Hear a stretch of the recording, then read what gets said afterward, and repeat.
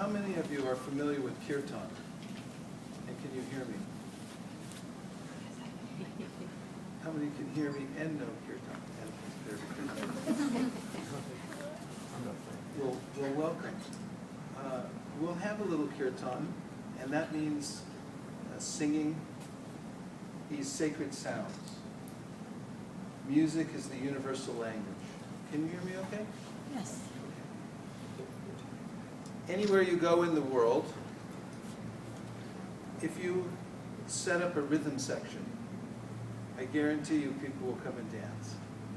And it doesn't matter what culture or what language, people will be attracted. And if there's some melodious sound of instruments or voices, people will come and listen, be attracted naturally. It's not something that you have to train people in, it's natural. Even children, we find, very young children are attracted to music and sound and rhythm. Melodious. Therefore we call it the universal language. Add to it the mystic mantra.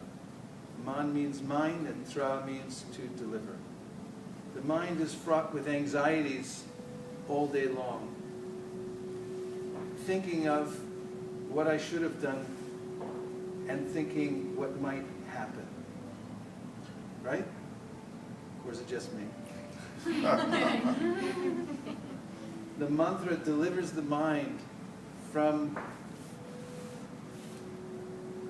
these hankerings and lamentations. In the present moment, there's no problem. There never is. But I hardly ever live in the present moment. So the mantra transports me into the present moment where I can experience myself. And happiness is free. There's nothing that I need that I can't find within, according to the ancient teachings of the Vedas, and they teach us how. So this is a sonic theology. It's based on the power of sound to transform, to uplift. So we'll sing the world famous and very ancient Maha Mantra, which is the great chant for deliverance. And this mantra comes from the Vedas. Vedas are very authorized books of knowledge which have been followed by great sages and yogis for millennia. And the Maha Mantra is mentioned in the Vedas as particularly being effective in the present age, and that it can deliver us from all kinds of difficulties. Does that sound all right? Yes.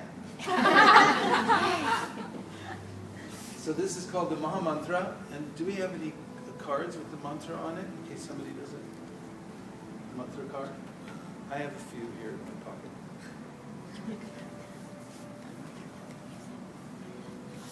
I'll say the mantra once and you tell me if you've heard the mantra before. Hare Krishna, Krishna Krishna, Hare Hare, Hare Rama, Rama Rama, Hare Hare. Sound familiar? Anybody would like a card to follow along? You would like one? Here's a card. Let's pass a few of these out. On one side is my email, that's not the mantra.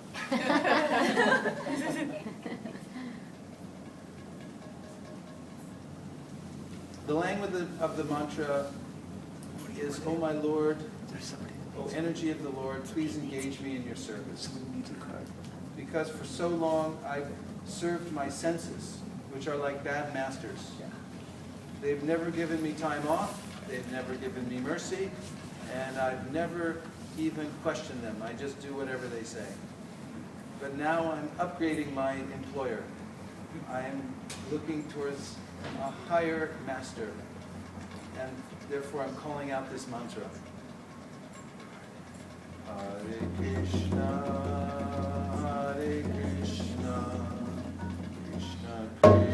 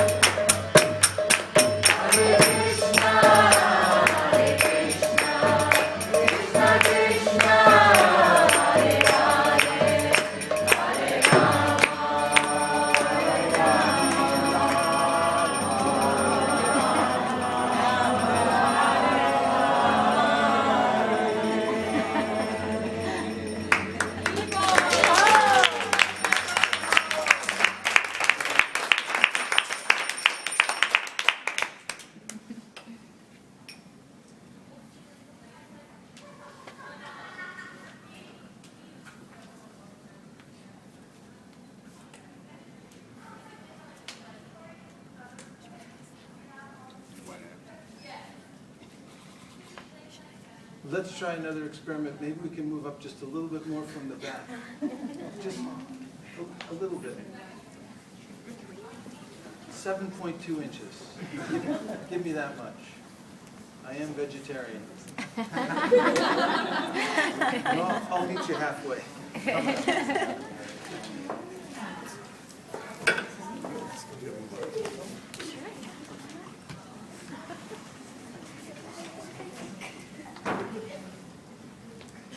I'm going to begin with a prayer in the Sanskrit language, which is invoking auspiciousness. Om Jnanatimidandasya Jnananjana Shalakaya Chakshurunmilitam Yena Tasmai Shri Gurave Namaha. Shri Chaitanya Manobhishtam Stapitam Yena Bhutale Swayam Rupa Kadamaya Dati Swapadantikam Vandeham Sri Guru Sri Yuta Parakamala Sri Gurun Vaishnavanscha Sri Rupam Sagrajatam Sahagana Raghunatham Vitam Sajivam Sadvetam Sadvadutam Pravijana Sahitam Krishna Chaitanya Devam Sri Radha Krishna Paran Sahagana Lalita Sri Vishakam Vitamscha Hey Krishna Karuna Sindho Dinabandho Jagatpate Gopesha Gopika Kanta Radha Kanta Namostute Tapta Kanchana Gaurangi Radhe Vrindavaneshwari Vrishabhanusute Devi Pranamami Hari Priye Panchakalpatrupyascha Kripasindhubhya Evacha Patitanam Pavanebhyo Vaishnavebhyo Namo Namaha Jaya Shri Krishna Chaitanya Prabhu Nityananda Sri Advaita Gadadhara Shri Gaura Bhakta Vrinda Hare Krishna Krishna Krishna Hare Hare Hare Rama Rama Rama Hare Hare. Pleasure to be here with you tonight. I come from Northern California. My wife, Nirkula, is sitting back there, and there, she's waving at me. We've been married 25 years, and we got married here in Los Angeles. We lived up in Northern California for over 20 years now. And we're happy to be back here. We have many friends in this area, and now I feel like you're some of our friends. I'm happy to meet you. You can always use friends in the world, isn't it? And it's important for the health of the planet to come together to make spiritual vibration, because it has a great effect on our own hearts and consequently on the hearts of others. And the premise for the great books of yoga, we can talk about the Bhagavad Gita or the Yoga Sutra, is that the highest achievement in life is to reconnect with our divine source. And that is the source of all happiness and knowledge.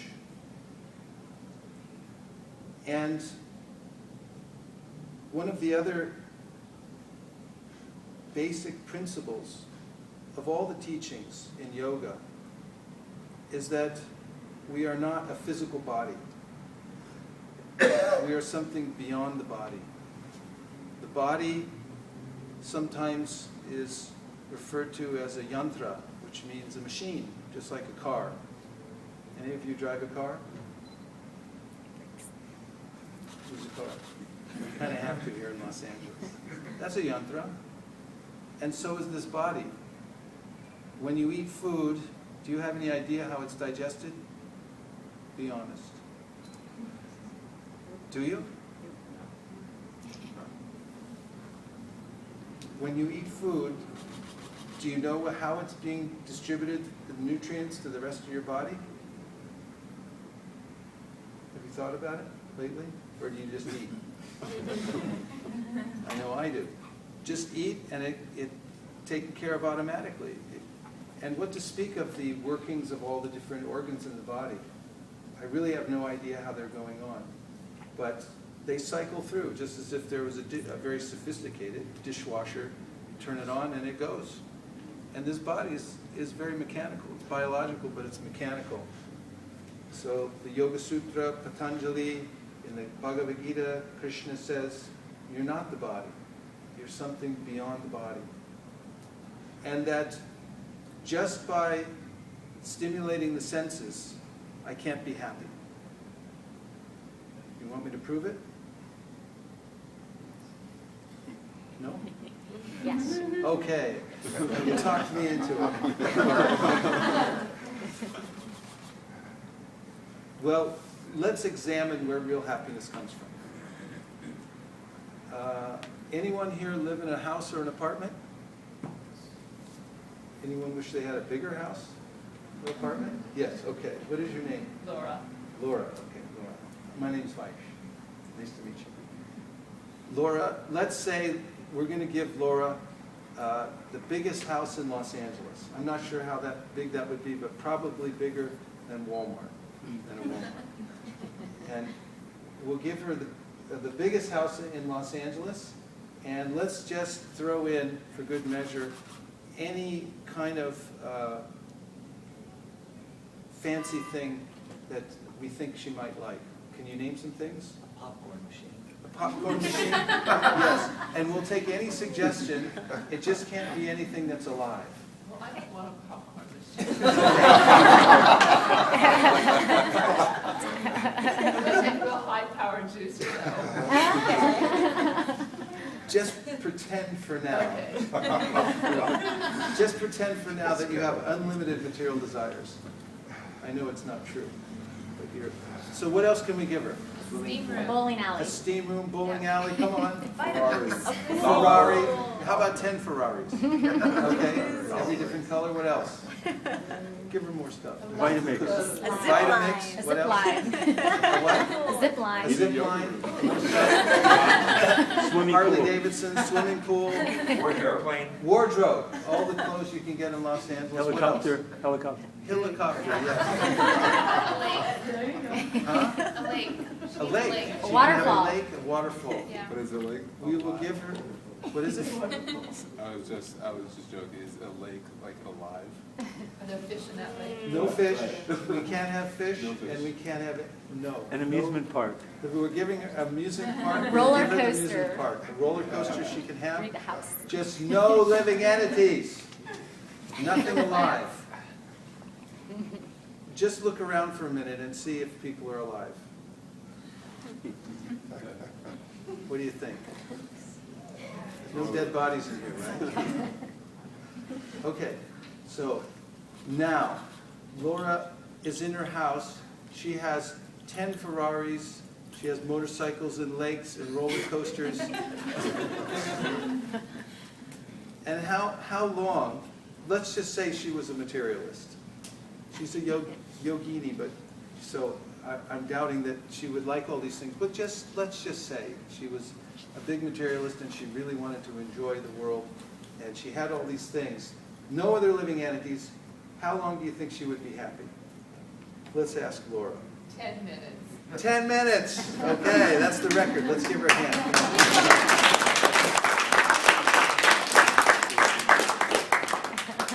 We've heard 2 weeks, but this is 10 minutes. Now, she's in her house with all these things, and then one day a green parrot flies into her house. I say it becomes her best friend and the object of her attention. Why? Because it's alive. There's consciousness there. And the Bhagavad Gita says the same thing, that the subject matter that we're all interested in is the consciousness. It has nothing to do with our accoutrements. It has nothing to do with the things we have. The best thing that we have is ourself. Our self is full of happiness and knowledge, but I miss it. So the project in yoga is to turn inwardly, to find inner happiness, to experience that happiness directly. In the Bhagavad Gita, Krishna says that you can experience that happiness for yourself, and you don't need a certificate from anybody else. And in the great bhakti literatures, it is compared to eating food. When you're hungry, when you're starving, and someone gives you a nice meal, you feel nourishment, you feel happiness, and your hunger goes away with every bite. Correct? Am I right or am I right? Right. And in the same way, yoga is experiential. This is what we do when we're off the mat. When we're on the mat, we can concentrate, the teacher is there, or we're absorbed in our practice. But what about when we go out into the world and the rest of our life? How do we stay in that state of yoga?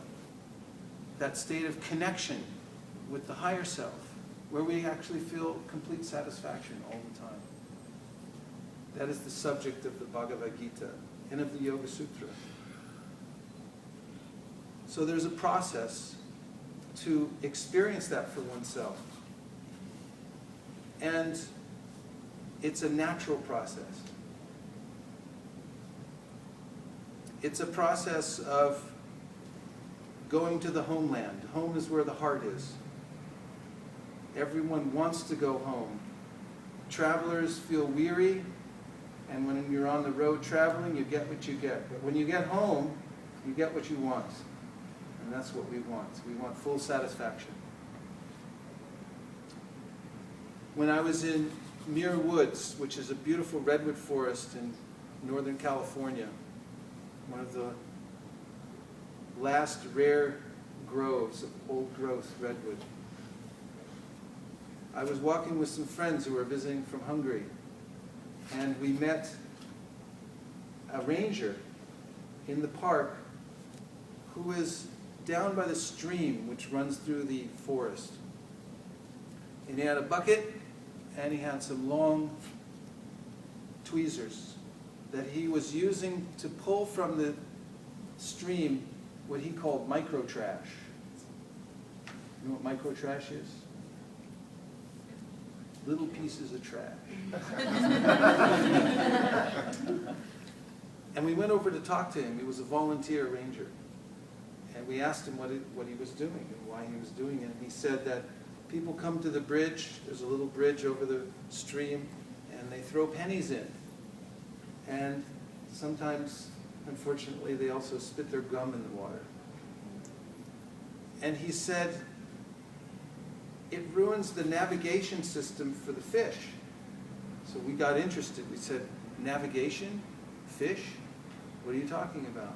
And then he told us the story of the Kehoe salmon that live in that stream and that also live in the ocean below. And he said that the Kehoe salmon are born in the stream. When they're born in eggs, inside each egg, there's a little nutrient sac that they can live on and then grow to a minnow size. And after about a year, when they're fully grown, they naturally migrate towards the ocean. And sometimes they go hundreds of miles downstream until they reach the ocean. And there's something about their body that changes so they can go from fresh water into salt water. And when they reach the ocean, they live for several years, sometimes travel for hundreds of miles in various parts of the ocean. And then suddenly, they turn around and they go back to the same stream that they came from. And they make the arduous journey upstream all the way till they find the original pond that they were born in. May we please have a hand for the Kehoe salmon.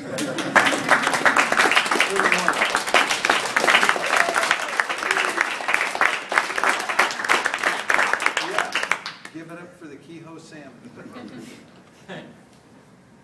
It's a miracle. So we asked the ranger what that had to do with the microtrash. And he said, one of the ways they find their way back to the original pond is through an acute sense of smell. And the pennies, and definitely the gum, obstruct their sense of smell, so they can't find the pond.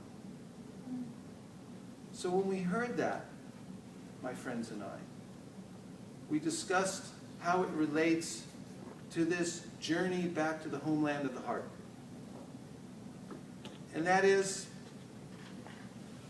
that as the salmon find their way to their original home through the sense of smell, the Vedas, including the Bhagavad Gita, the Yoga Sutra, teach us that we also have a very acute sense, the most acute and powerful sense for the journey to the self is the power of hearing.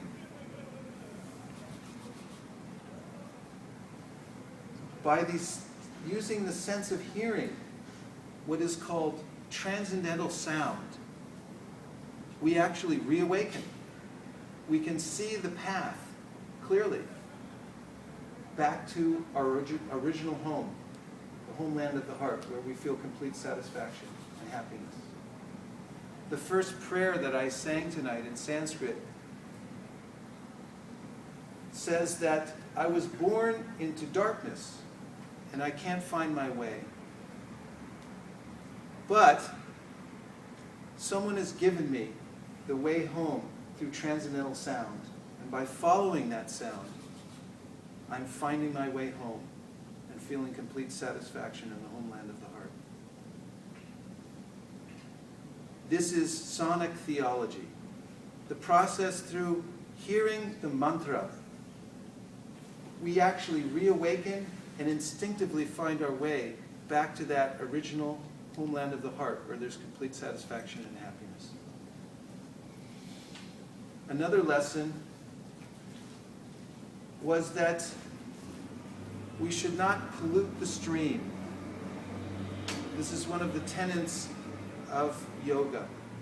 And serious yogis restrict themselves from putting garbage into the ear. In fact, after thinking about this, when I came home to where I live in Burlingame, near the San Francisco airport, which is quite far from the San Francisco Bay, every storm drain has a little sign on it that says, "No dumping, drains to bay." Whatever you put in the drain, way off in the suburbs, in the city, miles and miles from the bay, ends up in the water of the bay, and it gets polluted. Similarly, whatever I allow into my ears goes into the bay of my heart. And it stays there, and it can pollute the heart. So the process of bhakti, which is recommended in all the literatures on yoga, even in Patanjali talks about Ishvara Pranidhan, that the way to samadhi, attaining this perfection of consciousness, is through offering prayer to the controller, the source of everything. So the mantra itself is miraculous. What we were singing tonight is a mantra. And a mantra I like to compare to a seed. And seeds are miracles unto themselves, aren't they? Yes. Do you plant? Who plants? What do you plant? Yeah. Orchid. Orchid. From seeds? From sprout? From bulbs. From bulbs. Nice. Who else raised their hand? Who plants? I have goji berries, tomatoes. Goji berries, tomatoes. Green apples. Get his avocado. address. We're coming over.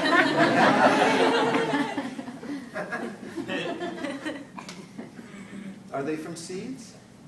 Some of them is from seeds, but I got the plant and I put the goji berries, like the avocados from seeds, the tomato, and sometimes melons. Tomatoes and melons. If we were to take one of those seeds, a tomato or melon seed, and look at it carefully and think about it, what is it? It's a miracle, the seed. If you just think about a seed, you can spend the whole day recycling it. Where is it? Where did it come from? How does it work? Inside it has everything. And when you put it in the ground, you add the soil, some air, light, and water, and then you get a tomato plant. It's a miracle. How does it happen? Within that plant, and as a product, more tomatoes come, and within them millions of seeds that can produce more plants. The mantra is a seed. Think of it as a seed. When you water it, it grows. Well, I don't know how it works. Well, just work it. I don't know how a seed works either, but I could plant a sunflower or a tomato or a goji and get the plant. So similarly with the mantra, if you plant it and you water it, it'll grow. That's the claim that's been given in the yoga scriptures for many thousands of years and attested to by many great saints who have taken the mantra. Some of the proof is the change in consciousness that takes place in those who seriously take the mantra. A transformation takes place within the heart and within the mind through the mantra. I also like to compare, in a more modern sense, the mantra to a zip file. Anybody here use a zip file? Yeah? What do you zip in that file? Music. Music. Music can come out of a little file, whatever it is. It's a little icon with all kinds of information in it, but it's compressed, and you click on it and it opens into something fantastical. So the mantra is like that also. So the Bhagavad Gita recommends this process of taking the mantra and watering it, placing it in our own heart through the ear, and then watering it by singing the mantra with an open mind and an open heart, and seeing what grows. And this Maha Mantra is an omnibus mantra. It contains all other mantras. So by chanting that one mantra, you will get the effect of thousands of other mantras. And now we'll ask for some reflections and questions. Anything that you've heard so far that caught your attention, that stuck in your mind, or any question that you have?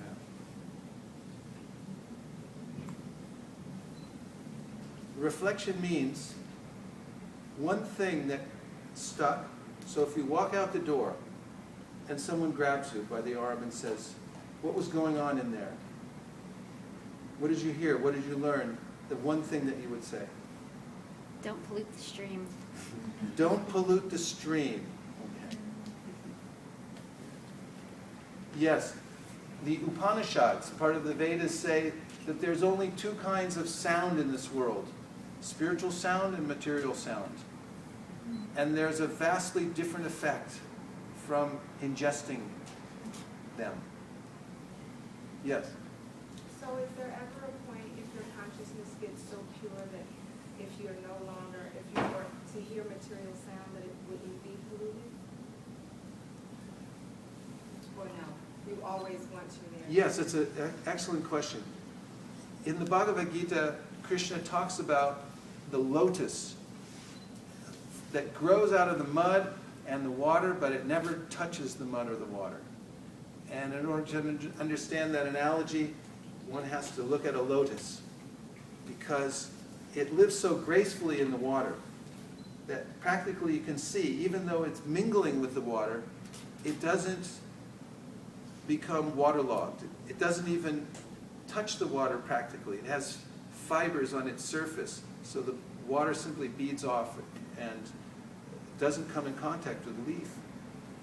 So someone in pure consciousness works in the world, uses the senses, uses all kinds of things, but doesn't become influenced by them. There's an example of an iron bar placed into a fire. And as it stays in the fire, it becomes hotter, and then red hot, and then it takes on the exact same quality as the fire. Have you seen that in a blacksmith? And someone might say, no, it's not really fire. Then we say, well, touch it and see. It has the same quality, definitely. So whatever we have that we say is material, if we employ it in the service of our divine source, it becomes spiritualized because we're putting it in the fire. In the Bhagavad Gita in Sanskrit, it said, Brahmarpanam Brahmahavir Brahmagnau Brahmano Bhutam Brahmaiva Tena Gantavyam Brahmakarma Samadhina. And that means that everything you use in the service of the divine takes on a divine quality. Just like that iron bar that's put into the flame. It becomes spiritualized. So those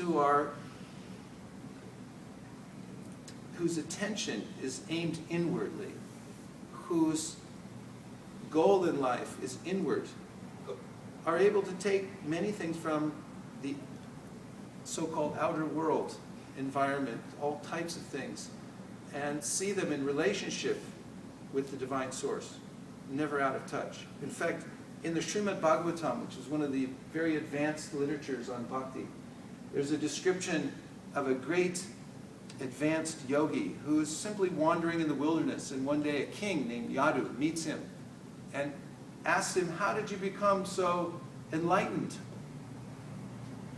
And this wandering mendicant says, because I have so many gurus, so many teachers. And the king looks around in the wilderness and said, where are they? And he says, well, I have 24. Shall I show them to you? And King Yadu said, please, I'd like to meet them.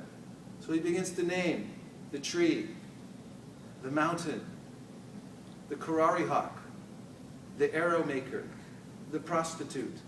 He goes down the list of 24 encounters he's had within the world itself. But because his intelligence had become purified and attuned to the Supreme, he was able to take the very essential lesson from each one of them. Shall I give an example? Yes, please. Okay. The arrow maker, concentration, essential aspect of yoga. To be able to concentrate the mind, because the mind wants to go to Monte Carlo and then to Muir Woods, and it flies around. Within 1 second it goes around the world before I even know where it's going. The arrow maker would sit in his shop and concentrate on making the shafts so straight that they would be perfect.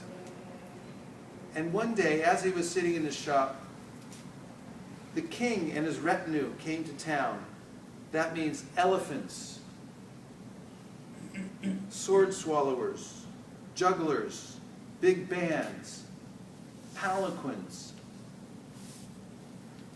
all coming through at the same time in a parade. An hour later, after the king had passed, someone said to the arrow maker, "Did you see the king?" And he said, "No, I didn't see the king."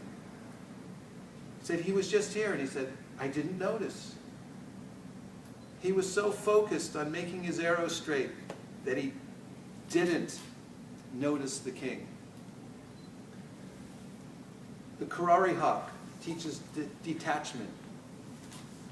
One day, the Karari hawk had grabbed onto a piece of meat and was flying away when two bigger birds came and assailed him and grabbed him and said, "Give it up or die." And the smaller Karari hawk